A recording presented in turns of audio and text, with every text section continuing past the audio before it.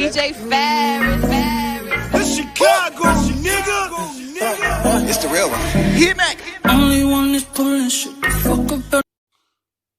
Let's get switched out.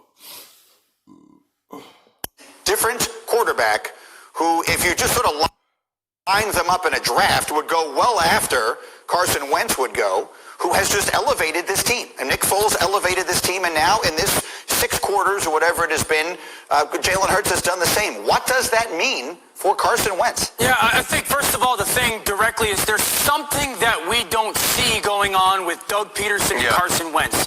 There is something. You know, the play calling was completely different. The feel of that game was completely different. That defense played inspired football. And so, you know, you don't go from one of the... Because they not on the field majority of the game. Nothing towards Carson Wentz, but when the offense go 4 and out, each drive, your defense is on the field majority of the game, they are tired.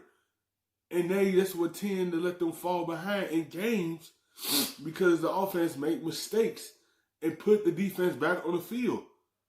In this game against the Saints, the offense played very well and it kept the defense on the sideline getting rest, steady had them on the field all the time. And the defense played energized because they had to be on the field majority of the game like that because the offense at least put up some points to get them a chance to have rest and be ready to start the opposing offenses. When you on the field, majority of the time, your defense is going to get wear down.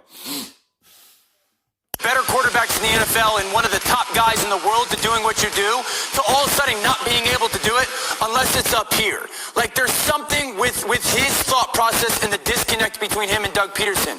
But I will say this, and I said this last week, the more Jalen Hurts plays and plays better and wins football games, the question of can we trade Carson Wentz becomes more realistic.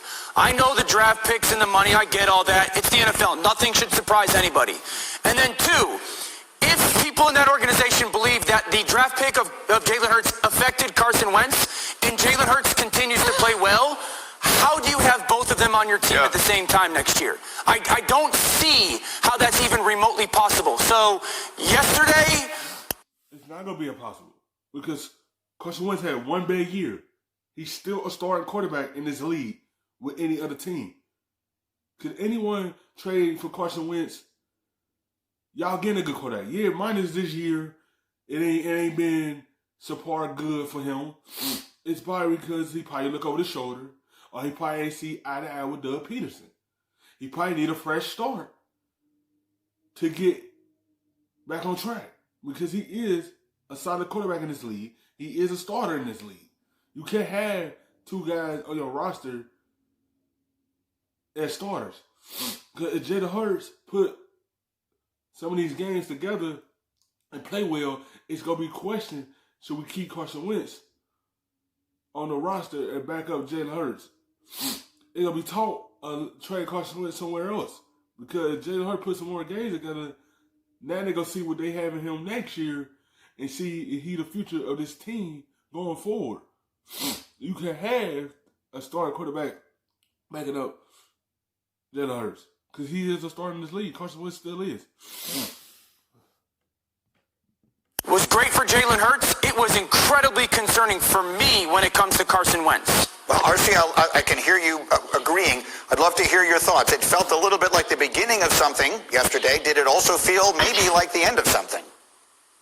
You know what? You don't necessarily know if it felt like the end of something, but it started to move that ball toward that way. Because think about it. Before this game, what we thought was Doug Peterson said, I made this decision for a week. It felt to me like the Philadelphia Eagles knew they were going back to Carson Wentz at some point very soon, that Carson Wentz was the future of this team. But when you watch your team play inspired football, when the offense runs more smoothly, when the quarterback that you insert is smarter than your starting quarterbacks, makes better decisions than your starting quarterback, you start to wonder. And so now as the weeks stack and you get farther away from watching Carson Wentz bring this team to a point to where they had no chance to make the playoff, you start to think, okay, we have to move away from him.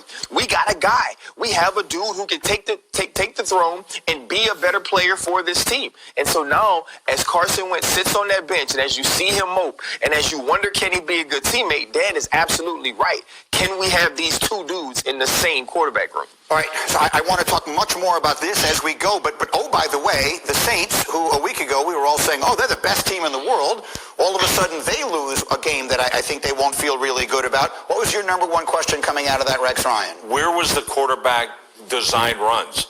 You know, I wouldn't have been surprised that a quarterback ran for 115 yards in a game. I just thought it was going to be Taysom Hill. I never saw it. We all know we saw Daniel Jones have two, great quarterback runs against this team. My big question going in here is Philadelphia can't stop the design runs. And I just was shocked that we never saw him. Yeah. I mean, look at that stat from Hembo up there really quick. Because Sean Payton went away from something that been working for Taysom Hill. The design runs is one of his strengths. And he didn't do it in that game. It was the opposite. Jalen Hurts was doing it for the Eagles. And you see the outcome of the game because you don't know if Sanders getting the ball or Jalen Hurts running the ball. It's the same thing. They mix it up. Store it up in the pot and mix this up. And you go away from something, it tend to backfire on you. You got to stick with that player's strength. Don't get wrong. Taysom Hill can throw the ball a little bit. He can throw the ball. But you got to put his strengths with it. You can't go away from something because you see something on film and then play how you want it when you get into the game. I know you had a thought on this as well. Yeah, so it's not about getting Drew Brees back. It's about Sean Payton getting out of his ego. About Sean Payton to stop trying to prove to us that Taysom Hill is a regular quarterback, is a traditional quarterback. Let him run. Let him use his legs. The dude is built like the best tight end in football. He looks like George Kittle, and you are trying to make him Joe Montana. Allow Taysom Hill to use his athleticism. The blueprint is there. You saw the blueprint against you.